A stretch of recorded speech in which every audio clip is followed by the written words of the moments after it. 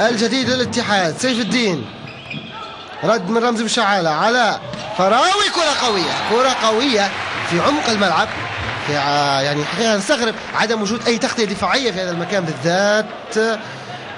والنقطة أو الحقيقة من حائط صد، يعني حائط صد ما كانش موفق من فريق الاتحاد، ولمح بكل ذكاء لاعب نصر الفراوي وحقق النقطة الثانية والعشرين. والآن الإرسال مع الفراوي، عصام الرابطي، سيف الدين، إعداد ممتاز، حائط صد موجود، والنقطة الثالثة والعشرين. النقطة الثالثة والعشرين، 23 مقابل 24. فارق يتقلص إلى نقطة، والاتحاد تفصل نقطة عن الفوز بهذا الشوط. والأهلي الآن على فارق نقطة من تعديل. والإرسال مع الفراوي، إرسال قصير موجه كان سيف الدين محمد.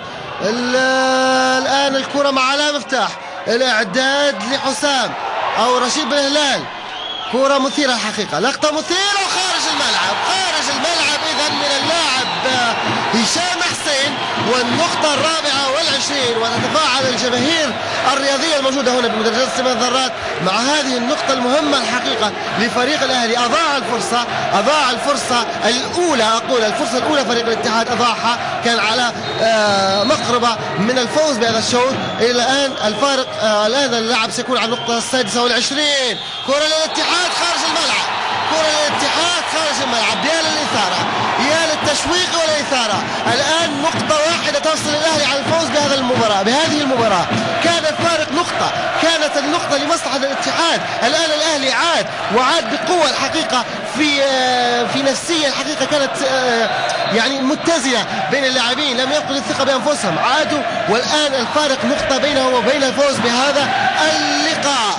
بينما الاتحاد الحقيقة لا زالت هذه الفرصة ربما. تابع الآن الإرسال مع محمد علي بن خالد، إرسال قوي، محمد ينفذ بشكل جيد على مفتاح فرصة الإعداد، وكرة قوية 26 مقابل 25. كانت من المنتصر بالله الفراوي، إعداد الأروع، لكن الاستقبال كان يعني ربما ثلثي هذه النقطة كان من استقبال اللاعب رمزي بشعالة. رائع الاستقبال ورائع الإعداد ورائع ضرب الكرة. إذا 26 مقابل 25. الآن الأهلي فارق نقطة بينه وبين الفوز بهذا اللقاء المثير، هذا اللقاء الكبير. يحاول من خلال فريق الأهلي تحقيق الفوز الأول في هذا الموسم، بينما فريق الاتحاد يريد الفوز الثاني. وخارج الملعب، إذا آخر نقطة في هذا اللقاء 27-25، 3 أشواط مقابل لا شيء لمصلحة فريق الأهلي بنغازي على حساب فريق الاتحاد. وفرحة الجماهير الأهلوية الحاضرة هنا بمدرجات سليمان الذرات لمتابعة فريقها. إذا أحمد الفيجوري، وتحيات المخرج عبد الحميد ورفلي وكافة المصورين والفنيين المصاحبين لي في هذا اللقاء. إلى أن نلتقيكم من جديد، أستودعكم الله والسلام عليكم ورحمة الله وبركاته.